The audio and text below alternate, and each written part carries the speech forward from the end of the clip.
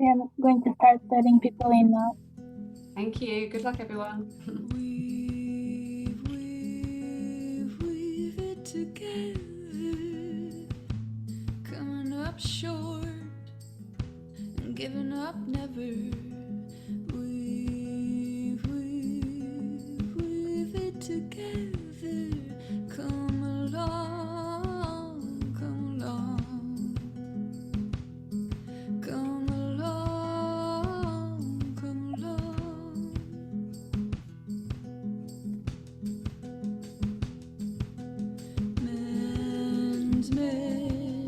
Mending it together.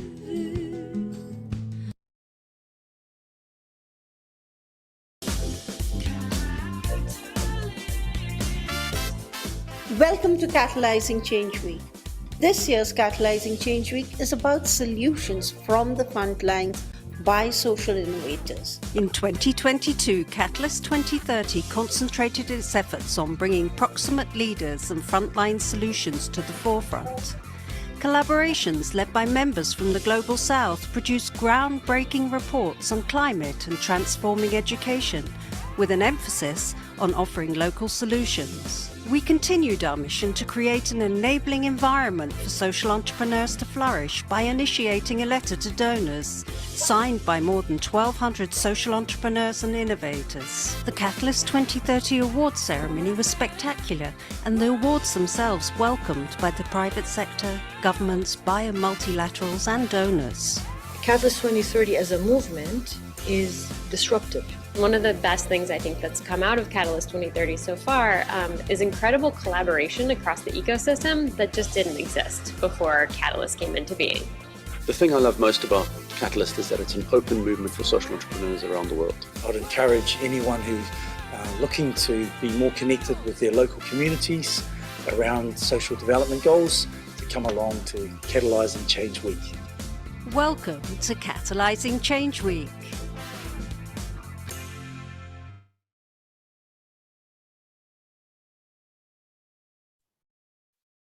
Great. Well, thank you. Welcome, everybody, to this session on locally led development and the compliance conundrum. It's great to have so many of you joining us for what I hope is going to be a really fascinating conversation. There's some housekeeping, I think, is going to be just a couple of notes put into the chat by Mal. Thank you, Mal and Inés, for helping on the logistical side of this session. Please introduce yourselves in chat as well. We'd love to know kind of why you're interested in this topic, the organization you represent, and just really share your perspectives and questions as we go through the session. We will try as best as we can to make sure that there is time left so we can also engage in plenary. Before we get started and I introduce the panel that we've got today, I'd just like to take a second to set the scene a bit for this discussion and describe where we see TechSoup's role in this work. You'll also hear a bit more about a specific program that we operate that really gets to the heart of these issues. So TechSoup is a global network of nonprofit support and infrastructure organizations. We focus on digital capacity building and transformation, and also provide a range of vetting services to support donors and grant makers scale and streamline their giving. So be that product, software, technology, or grants. And we have learned through our work that amongst civil society organizations, even given the interest in equity and philanthropy and trust-based initiatives, there is a very broad acceptance of the need for accountability and the recognition that certain organizational processes and structures need to be demonstrated. These organizations also accept that international funders have certain accountability and compliance requirements that they must meet. However, we've also heard a concern that not only can due diligence be opaque and a seemingly extractive exercise, it actively disadvantages local grassroots organizations who are the focus of commitments, as you know, such as Grand Bargain and movements like Shift the Power. And our sense really is that the sector at large is growing quite frustrated with the failure to progress on these commitments. So from our work, we feel that there are many questions that need to be addressed. For example, why are smaller local organizations still considered riskier than larger international organizations? How can local organizations be positioned from a place of strength instead of from their weaknesses? How can we reimagine risk and change how conversations between local organizations and funders unfold to ensure a positive and progressive relationship that also results in funding flowing directly to these organizations? And how do local organizations take their place at the table as a strategic partner rather than simply an implementing organization? So ultimately, how do we reduce the distance between international funders and local organizations and move to a transformational, mutually trusting conversation and relationship? So they're big questions. And what we want to do in this session is really consider them from an operational perspective to uncover, where their key blockages lie from a risk sharing and a compliance perspective. So we've structured this conversation as a conversation to get a view from the funder perspective, the national NGO perspective, and also the international, more global perspective.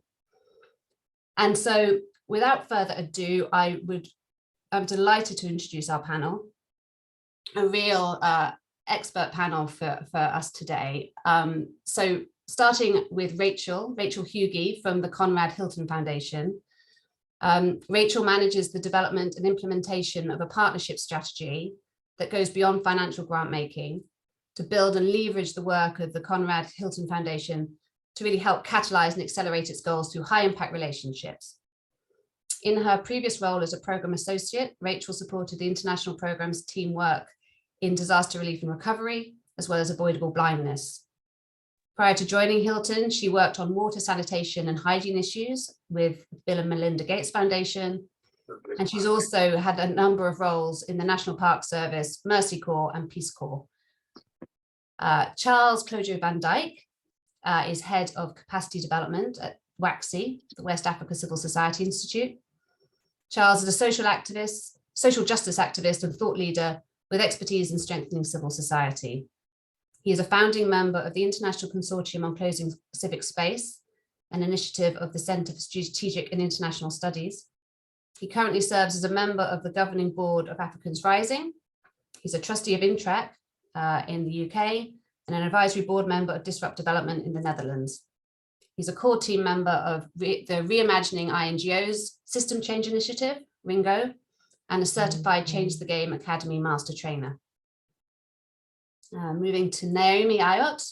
Naomi has dedicated over 15 years of her career to leadership development and humanitarian programming positions of local and national organizations in Uganda as a program planning and management specialist, while using her expertise in organizational development to strengthen the capacities of various local and national organizations in Uganda, Malawi, Rwanda, Burundi, and Kenya as the Africa Advisory Board member of Spirit in Action. She is currently team leader of CapAIDS Uganda and coordinator of the Local Coalition Accelerator Uganda program. She was recently re-elected as the current chairperson of the C4C working group, Charter for Change working group in Uganda, where her focus has been on advocacy for quality relationships between INGOs and local actors. And last but by no means least, Lynette Misheni from TechSoup Africa. Lynette is the programs manager at STEP and manages the relationship with the global network partners while working with other team members across the globe to continuously develop and roll out the STEP framework, and also provides support on the nonprofit digital resiliency programs in Africa. Lynn is an incredibly versatile development manager and organization development practitioner, and her experience cuts across resource mobilization, project management, and grants administration in sectors across youth development, human rights, good governance, livelihoods, and education development. Before TechSoup, she consulted for Internews Kenya, Emerging Leaders Foundation Africa, Moving the Goalpost Kilifi, and Power 254. She tells me she's very glad to be back in the philanthropic sector, having started her development career at the Kenya Community Development Foundation, a much valued TechSoup partner as well. So with those introductions out of the way, I welcome you all. I'm, as I say, delighted to have you here. And first of all, if we sort of zoom out a little bit, and take a look at kind of the current context, the current situation. And Charles, if I could ask you the first question, how local is local? And where, in your view, are we with the localization debate? Thanks so much, Caroline. Hello to everyone. Nice to see a lot of colleagues and friends online. So local. So I mean, local for me is the reality of the context and the ecosystem in which communities are existing right now and where we engage as national and local organizations. Local is, of course, about the needs of these communities or our communities. It's also about community assets. It's about their voice. It's about knowledge, indigenous knowledge, networks, and expertise within these communities. And so local is their reality. It's their day-to-day commitment to overcome the development challenges that they face. So for us, it's a constant survival. It's a battle between survival and opportunities and possibilities to thrive. So the whole idea and concept of localization is not necessarily new. It's always been practiced within communities.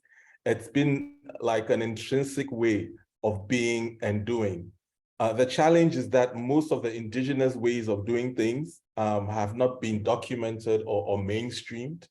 And so a lot of the times, the different ways of working are not out there, but communities have found ways to respond to their own challenges and are still doing that. So I think it's great that we are now amplifying the whole issue of localization and through these debates and these conversations. And we are paying more attention to the fact that localization should be centered and driven by the communities themselves. But for us to really see the fruits of this movement, I call it a movement I think we need to practically come together and practically tackle the unequal power relations, the current failure of the international aid system itself. And the good thing is that I think there's now a recognition that things are not working, it's not fit for purpose, so we need alternatives, we need to do things differently. So there's been a lot of debates. Sadly, the debates have been a lot more on the supply side, and there's been a lot of discussions and debates and conversations there. I think the challenge has been on the demand side, on how we get these conversations and debates happening more, for the lack of a better word, in the global South, among national and local organizations. I think there's not been enough attention paid to mobilizing Southern actors to build some sort of concerted and coordinated efforts or to demand for some of these changes. But then there are bright spots. And I'm happy to talk about some of these bright spots. There's been a recent development in India, which I think is something that we all should pay attention to. So our colleagues from the Humanitarian Aid International, I think just recently, I think it was around April, they formed a coalition of organizations. They call it Local Organizations Coalition for Advancing Localization. And they've come up with a charter of accountability. So these are Indian local and national NGOs and grassroots organizations, and humanitarian actors, and they've come up with a set of principles and commitments. And for me, one of the things I love about what they're doing is their commitment in holding INGOs and funders accountable. And so one of their commitments is basically to support the signatories of the Charter for Change, the Grand Bargain, and more recently, the Pledge for Change, which I think it's great. So they are basically mirroring the standards that are in these documents or in these pledges as a way of negotiating their relationships with INGOs and funders. And I believe this is a model that could be replicated in other countries, in other regions within the global South. And so I think we need to pay attention to this because we really need to invest more in mobilizing the voice and the perspectives from the global South to make this happen. But I also want to mention other efforts that are happening, because if we are looking at the localization conversation, we need to recognize the efforts that are going on, for example, with Ringo, which I've been involved in. They're talking about Ringo. Yeah, it's been an amazing journey. Thank you, whoever that was. It's been an amazing journey so far. We've had a lot of engagement through the Ringo process. We are in the second phase of that Ringo process, looking at how we can influence institutional funders and also influence board members of NGOs.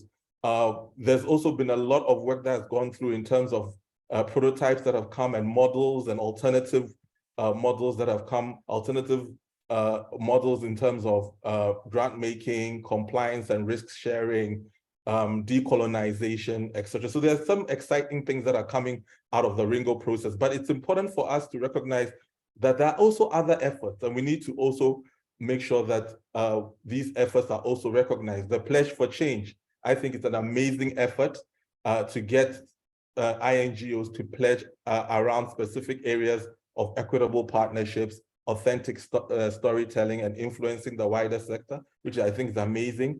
Organizations like Peace Direct within the peace building are also working on decolonizing the aid system, looking at having consultations to explore a decolonized approach to partnerships across aid and peace building, which is amazing.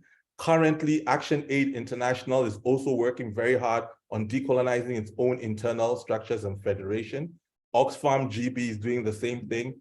Oxfam in Ghana is looking at equitable partnerships. So these are amazing examples. The Council of Foundations, and we've had the privilege of working with the Council of Foundations on a funder action pod, exploring how funders can support in a more empowering way grassroots organizations, really reducing the bureaucracy, reducing the challenges that come with risk and compliance, and really pushing a more investment in supporting these organizations themselves in terms of core funding, and also pushing a co-creation approach to doing things. So that I think is great. Recently in Ghana and in Malawi and in Zambia, FCDO and Comic Relief are working on a Shift the Power program.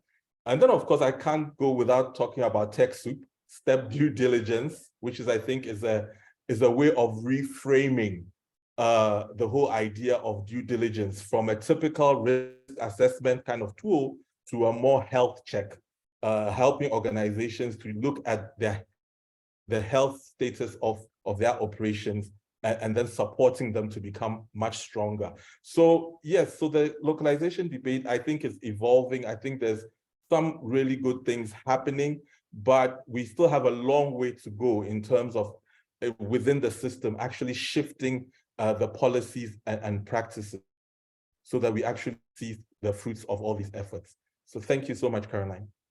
Thank you, Charles, for that very wide-ranging, and I know you wouldn't have been able to touch on every fantastic initiative and work that organizations are doing, but that really helps set the scene. Naomi, if I could just move to you, given your work, at the national level, and maybe building a little bit on what Charles has told us about work that's going on already, but where do you see that there may be blind spots in debates around locally led development, and specifically when we're talking about perceptions of risk and compliance? Thank you, and good evening and good morning to everyone in the room. Thank you for joining this discussion, which is quite critical at this moment. So looking at risk and compliance, when we're talking of risk, we are looking at generally across governance, administration, human resource, financial management. We're looking at organizational management, quality, and then involvement of the local actors in decision-making processes across these areas. Now, the entire compliance issue is normally, all those areas I've mentioned are rarely considered as direct funding, especially for local and national actors, in terms of overhead costs. So there is already a burden of just being given short-term projects to just support in helping a certain project get completed, in addition to having no budgets for overhead costs. And yet, these overhead costs are what suffocates performance, are what suffocates compliance, are what therefore paves way for risks in organizations. So at the end of the day, actors are termed as being highly risky. However, have we tooled the local and national actors enough to be able to mitigate these risks in terms of ensuring that we give them overhead costs? And in case there are any overhead costs, they are quite minimal to even cater for only one sector across compliance. Because when we're talking about compliance, we are having about 6 areas, subsectors under that, like I have already mentioned. Now, if local actors are getting some resources under overhead costs, it is catering for something very small, maybe the administration component. How about the internal risk management component? How about the governance? How about the human resource for them to be able to get in quality human resource? Because compliance, quality compliance, effectiveness in compliance and internal risk management goes hand in hand with quality human resource. So I see that as a big gap that eventually make local actors are not resource sufficient enough, especially through the overhead cost component, so that they're able to mitigate the risks. And then at the end of the day, some don't have audit reports, some don't have good staff, human resource to be able to put the systems, policies and procedures, internal controls in place. They don't even have resources to hire external auditors. So when you come to ask for audit reports, they're like, where do we get, in Uganda, I would talk of about 3 million to above for you to get a certified audit firm to do your audit and give you the good audit report. So that is a blind spot. 2, the local actors are not in the decision-making spaces. I was looking at research by Street Child and we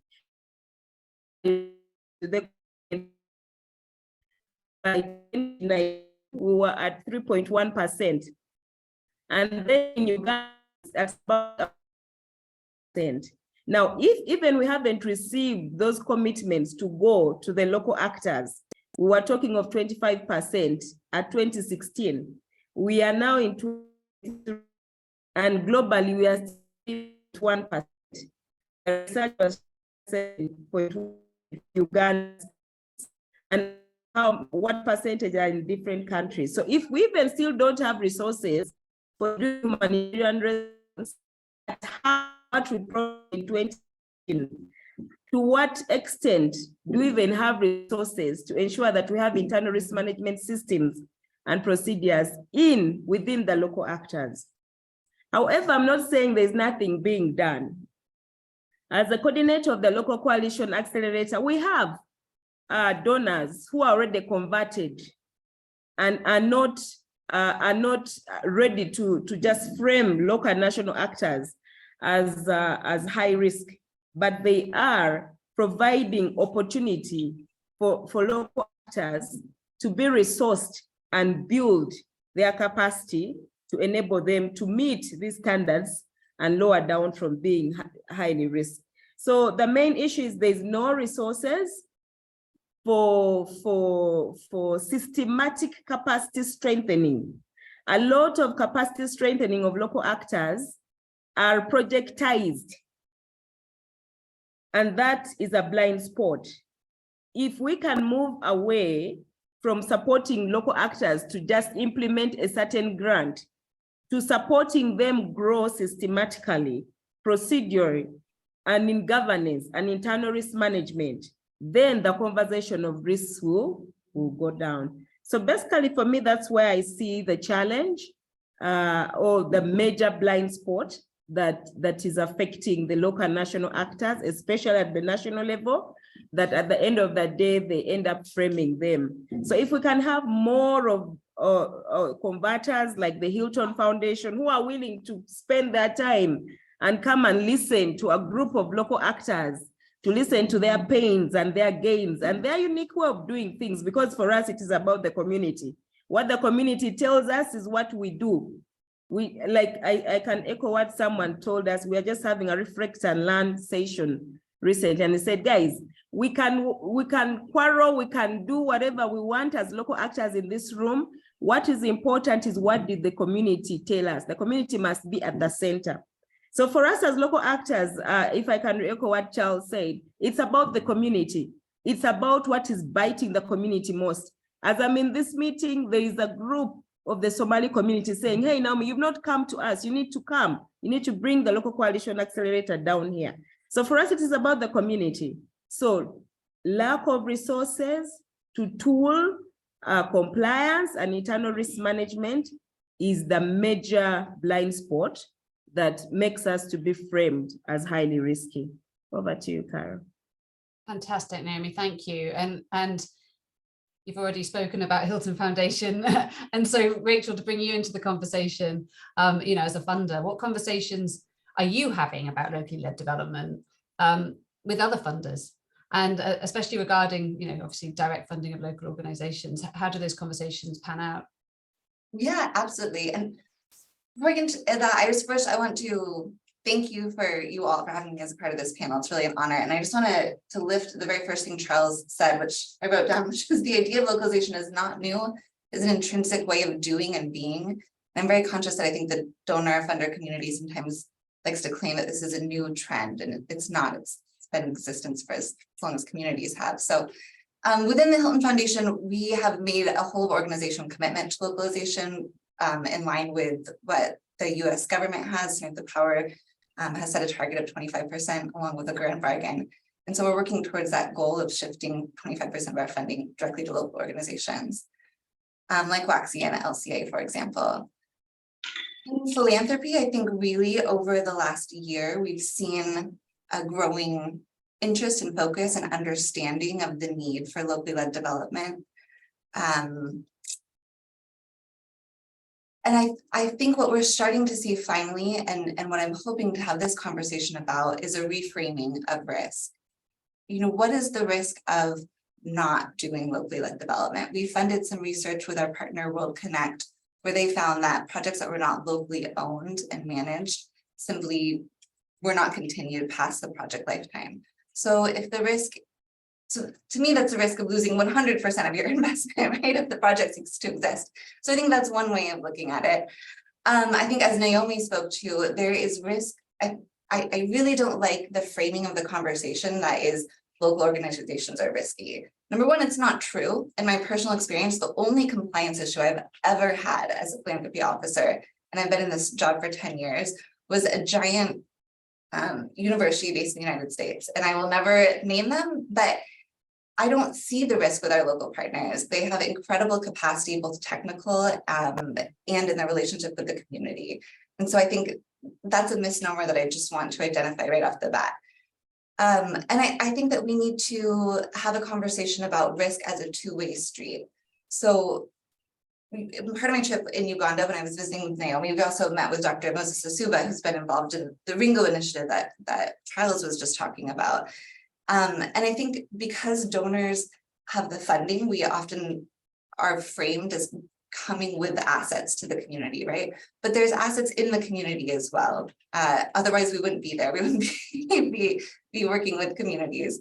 And acknowledging that the risk is a two-way street, that there's risks of working with donors, as Naomi said, you know, these projectized grant cycles where nonprofits are starved for overhead, and that's not healthy for anyone, for the infrastructure or for the system. So I think trying to reframe that conversation is part of the work that I'm doing. And I'm starting to see that more, as you asked Caroline, within the philanthropic sector, understanding of the need and the value of local actors, the sustainability component of it. You know, one component that came up quite a bit in our recent trip was the ability of local actors to really partner with local governments, who are another key part of this conversation, and have some accountability in their communities. I think, you know, as we'll get to a little bit more in this conversation, some infrastructure needs to be developed, but I just want to acknowledge it's on both sides of the table, right? It's not simply local organizations, it's donors as well. Yes, well taken. Thank you, Rachel. I think that's an important thing to say. So like maybe if we can unpack that a little bit, because, you know, I think that there is an acknowledgement that we need to be more nuanced generally about how we frame these issues. It still seems to me, at least from where I sit, that we get a little bit stuck though when it comes to sort of the reality of how do you work with in partnership. And so back to you, Charles, and really kind of with your Ringo hat on, I guess, specifically in your conversations with the international NGOs. How does that go? Do they find that compliance is a hindrance for them moving towards their kind of grand bargain commitments? And how can they contribute? This is a valuable, important sector, but I sometimes feel they sit a little bit aside from these broader conversations, at least maybe in the philanthropic world. So what contribution do you think they can make? Yeah, I think that's a really, really great question.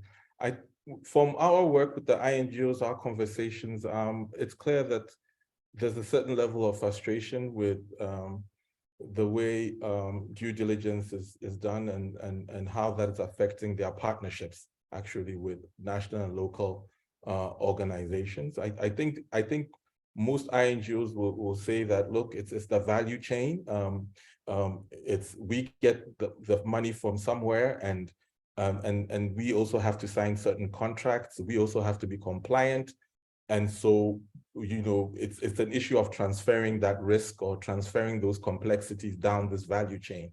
But one of the things that I think is important is, as we are having these conversations, is to ask ourselves maybe two questions. What has been the primary objective of due diligence? I think we need to go back to the basics. Why was due diligence being done? What was the ultimate objective of that? How has due diligence processes been conducted, right? And so I think there's a recognition that the framing of due diligence itself needs to be redefined or reimagined. That's one of the biggest challenges. We have a situation where due diligence, you know, it's seen, you know, as a risk assessment and compliance tool. And I think it's a really narrow way of looking at that process itself. And when you talk to grassroots organizations, a lot of the times, one of the jokes that we share is that, you know, they eliminate us by complexity. You know, it's like a tool to eliminate or to justify why certain organizations cannot, you know, receive a certain amount of funding or even get access to funding because they have a certain lack of infrastructure or a certain way they work that might not align with the comfort of how that due diligence process has been set up in the first place. And so one of the frustrations of INGOs is that immediately this due diligence is done, the relationship becomes transactional, right? Just because of the way it is done. And it's very difficult then to build on such a relationship to make it transformative, right? So it becomes a typical funding relationship and nothing more, right? So this has been some of the challenges that they've expressed. But one of the things that I think is important to talk about is the fact that since there's a recognition that we need to reframe, the question is, how do we make the due diligence process a more empowering process?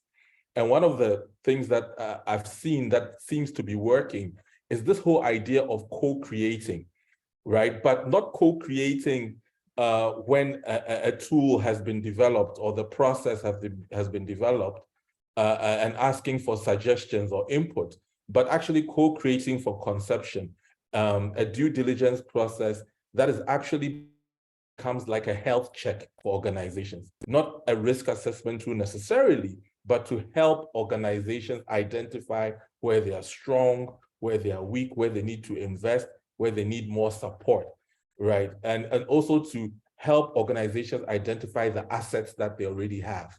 They may not have money, but they do have other types of assets. So a due diligence process that is both needs-based, yes, but also can help organizations recognize their assets or, you know, leverage on those assets. So for me, I think it's about getting a process that promotes equitable partnership. So the whole idea of co-creation, but not just co-creation in itself, but co-creation from conception. And it's going to be a huge challenge for all of us to do that. But I think this must be something that we challenge ourselves to do in order to change things, to make this process a bit more empowering, especially for grassroots organizations who are actually doing a lot more of the work in these communities. Thank you. You know, I think that's fantastic insight and input. I mean, one of the challenges I see is that there still tends to be responsibility shifted, you know, with the NGOs. They have their frustrations, so it's sort of looking up the value chain above them and saying, well, when those people move, then we can move. And, you know, it's a little bit about how do we unblock that and really get to this new way of thinking about things in a co-creative way that is very challenging, I guess, for everybody who's used to doing things that the day-to-day way with those everyday pressures of moving money. Naomi, I'm interested in the coalition work that you are doing, and how, or if even, you know, there's a different experience if you are a member of a coalition and having to respond and think about risk and due diligence. I'm still using those words, forgive me, versus how you might if you were an individual organization with a one-to-one relationship with a funder. Thank you. The way the local coalition accelerator in Uganda is operating is quite unique. I'll just pick it up from Charles. He talked about a process of equitable partnership and co-creation. We were allowed to create our own guiding document, which I find very successful. Why? Because when we created our own guiding document, we looked at what is the NGO risk that is happening in terms of what is the government of Uganda qualifying as an organization to operate.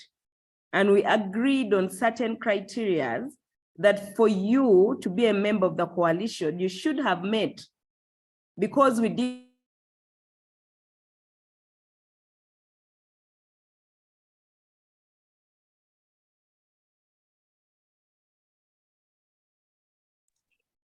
Naomi, can you hear us? I think we might have lost you.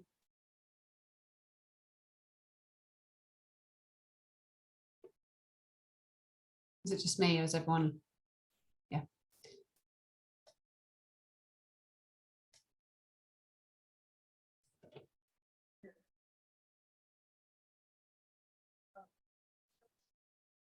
I think I can hear her, but oh. I will send her a little chat. Maybe if we can just move on to Rachel. Yes, she's dropped off, isn't she? Okay. so Rachel, you know, from your, once again, from the funder perspective, what opportunities do you see, like in changing the way that this dynamic and the relationship exists today? What's Hilton's thinking around that, and what challenges do you anticipate in leveraging these opportunities? Yeah, absolutely. So I'll start internal with Hilton and then, you know, expand aperture a little bit externally. And Caroline, we had an interesting conversation about this because even as a program officer within the Hilton Foundation, when I was thinking about our due diligence process, it was like, who owns that really? Who has the authority to change that? And I just want to say that because I think it might be illuminating to nonprofit partners about how complex these can be, especially in kind of larger foundations with many different departments. And we really see it in three kind of streams. I did my research, I talked to my colleagues, and it's our finance department. Are the funds getting to the end organization? That's literally the wire transfer issue. From a grants management side, it's, does the organization, oh, Naomi, well, let me just finish my sentence, then Naomi, we'll go back to you. From a grants management perspective, it's, you know, does the organization comply with either the US law, where that's where they're based, or with the rules in their country that they can operate? And then from the program perspective, my perspective, the risk is, can an organization achieve its impact? And I think that's just helpful to think about those three streams, because we can really, I think, to Charles and Naomi's point, get at all three of those in a way that feels more like partnership and relationship than like one side evaluating the other. And that's a space I'd like to get to. So I have more to say, but first I want to let Naomi hear more from her. Yes, thank you. So I was saying, sorry about that internet in the community. Yeah. So what I was saying is we were given opportunity to design our own document to decide, are you ready to receive resources, or we can maintain you in the coalition as you can and support you to strengthen your system internally as a member of the coalition. And also we were allowed to allocate some resources to support members to grow, develop systematic capacity strengthening, help them know how to do audit, how to attain a finance intelligence authority certificate, because we created these criteria by ourselves. So we have the capacity to ensure that we do due diligence. But how many others who are not members of the coalition can have the opportunity that we had? That was a plus for us. And if that can be done with others, rather than being judgmental, I wanted to borrow Charles' words to look at transformational processes rather than transactional processes. And then after that, we then designed the due diligence process, but it was not so complicated, the one which looks like it's fault finding. But again, it enabled us to look through organizational management, financial systems. It instead helped us to see the gaps that we had that we could train ourselves to get out of. And from a grant of $180,000, we are now upgraded to $1 million. And we are still a coalition. And we still have the issues that we sort out as ourselves. And it is not the donor coming in or our technical advisors as the Share Trust and Warande Advisory coming in, but it is us. You know, we get it in our reflection, learn and review meeting, and we're like, no, we don't want to be at risk with the government. We don't want to be at risk with the community that we serve. We don't want to be at risk as a coalition in terms of dying in the next few years. We want to continue being in the community. So we are self-checking ourselves, we do self-reflections and then self-checks to improve quality of work, improve accountability to each other, and above all, to improve accountability to the community that we serve. So how many other local actors have such opportunities? These are the opportunities that need to be cascaded to other local actors. And yet there are very few. There are few people who appreciate these processes. Over to you. Thank you, Naomi. And I think, you know, it shows a lot of this stuff is slow work, right? You know, the building of a coalition, the bringing everyone along with you. And you know, everyone needs the space and the time and the freedom to be able to do that in a way that's appropriate according to who your membership is, right? So there's a lot to learn from what you're going through and what you've been through. I've got my eye on the time a little bit, Rich. I'd love to hear this was the end of your thoughts, if you like. So please do jump back on in. I mean, luckily, actually, I was mostly going to speak to some of the amazing models that I've seen in the field, and I feel like Charles did a shout out to a lot of those in his first statement. I mean, the local coalition accelerator, this is what gives me a lot of hope in these conversations, is that I see conversations like we're having right here are happening in a lot of different venues, and a lot of different initiatives have kind of taken root and are starting to gain traction. So I think the work of the local coalition accelerator, it has been really incredible. One thing, again, speaking from the donor perspective about infrastructure and what needs to be developed to make locally led development possible, I think a lot of it is actually on the supply side, to use Charles' language, is so as a program officer who manages, you know, a certain budget, it's very hard for me to make individual grants to, for example, each of the 14 organizations in the local coalition accelerator that Naomi is a part of.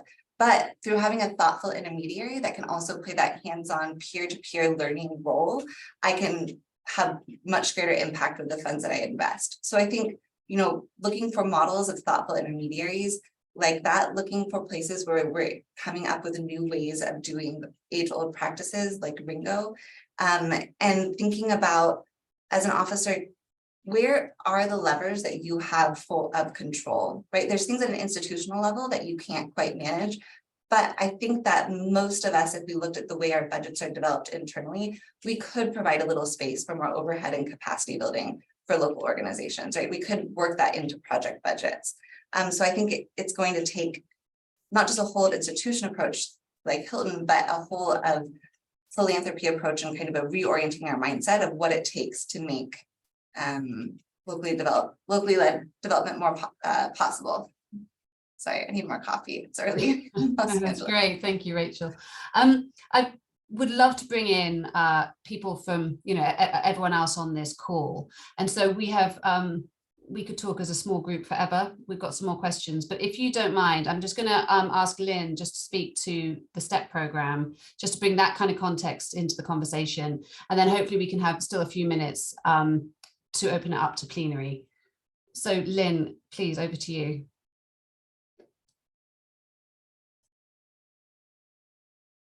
Thank you, Caroline.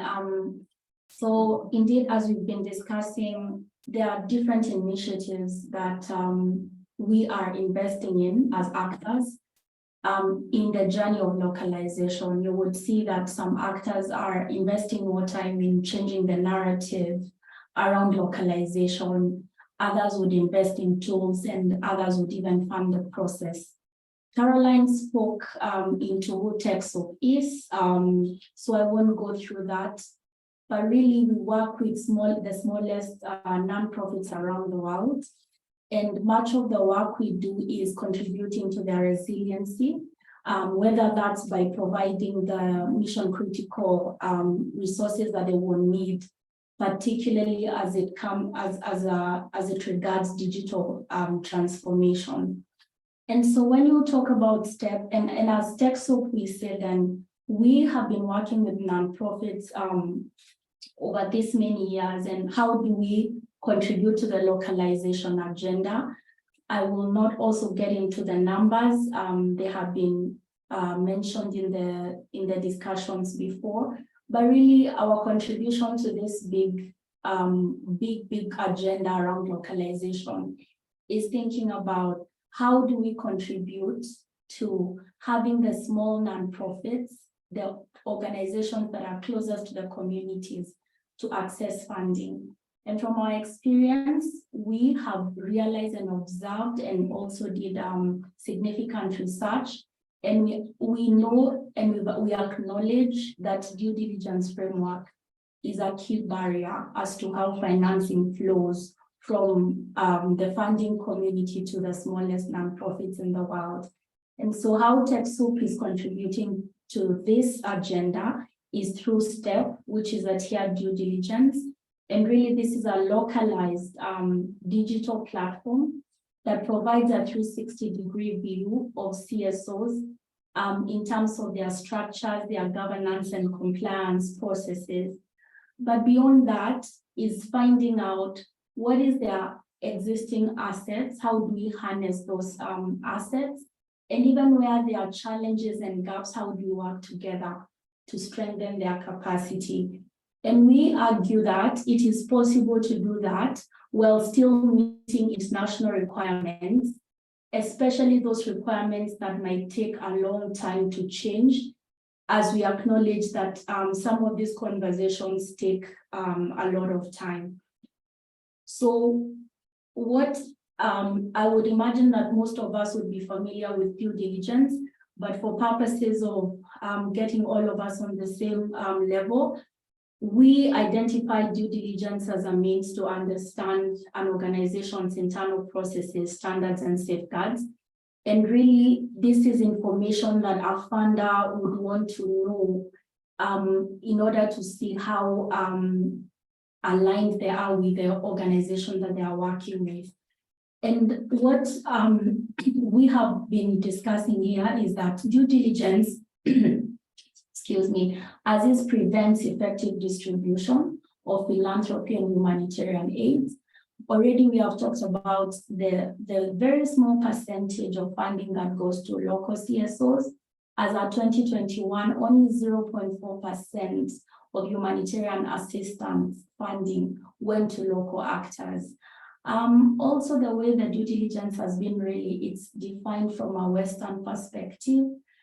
as well as the duplicative, costly, and time-consuming nature of due diligence. Anyone who has actually done fundraising or manages a nonprofit, you identify with how costly and time-consuming due diligence is, especially if you're having to do this with every other funder that is interested with a nonprofit.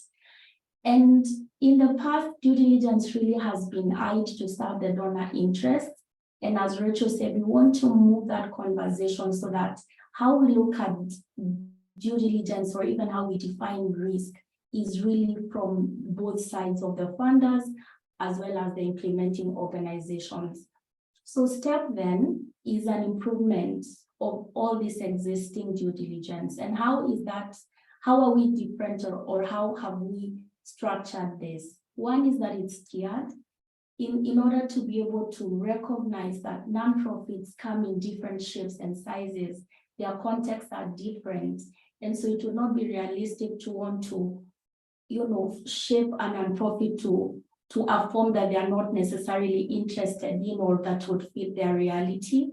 And so we have different tiers that an organization is able to locate themselves, and I will take the team through that shortly. But the other thing that's different is that we work with local evaluators and in local languages, even in recognizing that language is a key barrier. And now the standard part of STEP then allows us to save time and resources that come as a result of the duplication of different due diligence frameworks. So in talking with different nonprofits, you hear some organizations had gone through over 5 due diligence frameworks in a year in their process of fundraising. And you imagine a small nonprofit of 5 full-time staff, and you're having to spend all this time in doing the same thing. I mean, the information they're sharing to the different funders is really similar. So how do we reduce that duplication and save the time for nonprofits to focus on their missions? And also that the CSOs need to feel that the due diligence is an empowering process and a tool for them.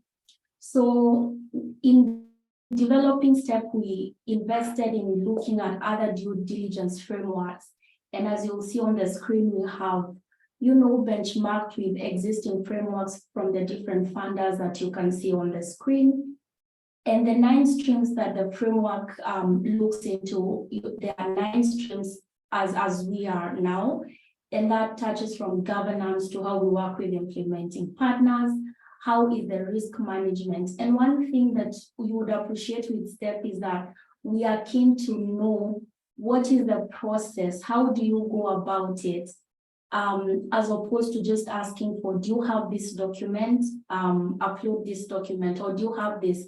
So STEP is not a pass and fail mechanism, but it's a process that is designed to really understand the organization's systems and processes as they are, and in a language that is really accommodative to the different audiences that we would have.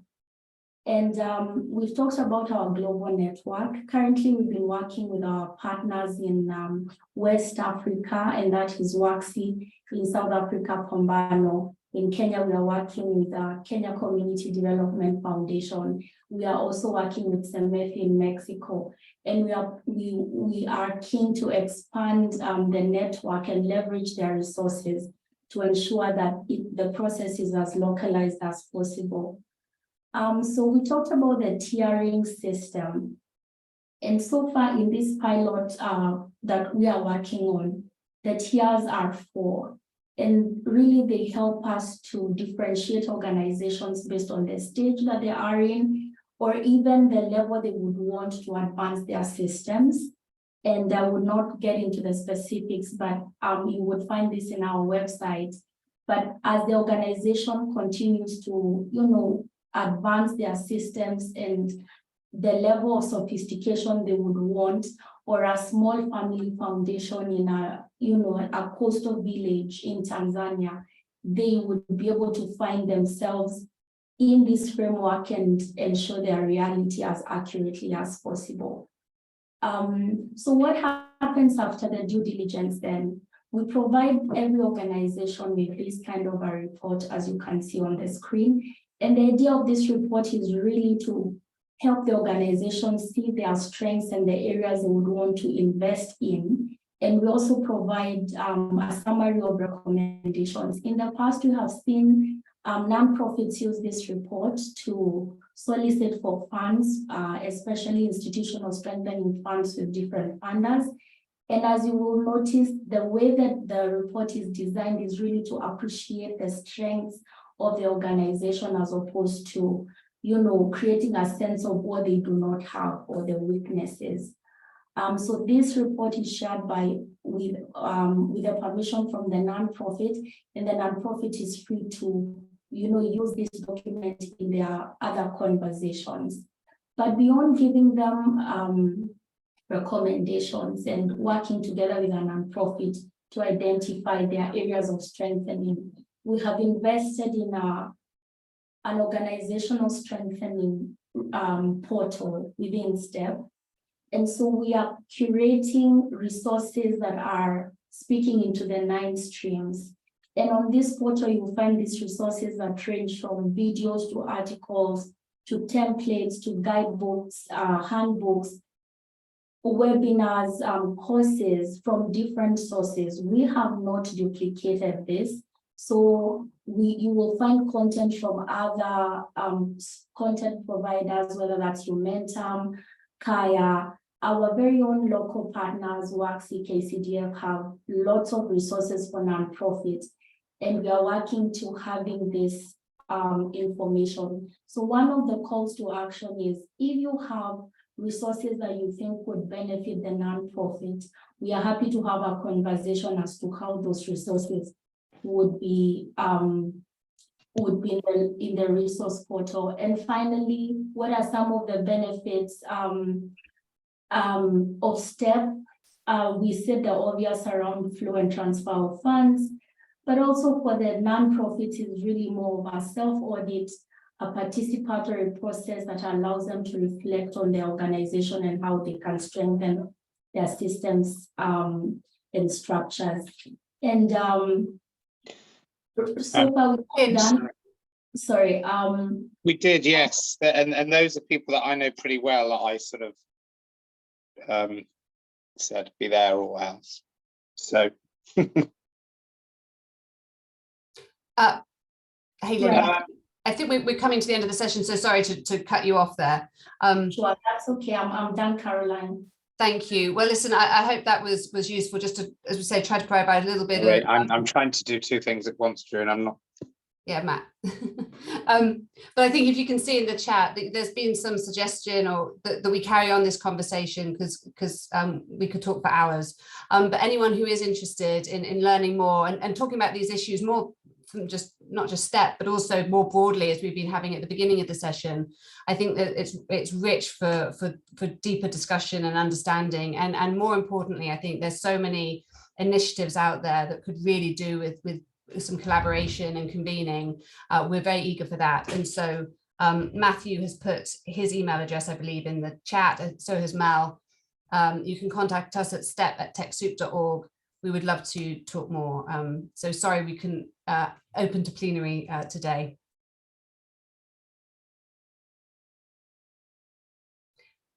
So with that, I will thank everybody, to our panelists, Rachel, Charles, Naomi and Lynette, many, many thanks. And to all of you for joining.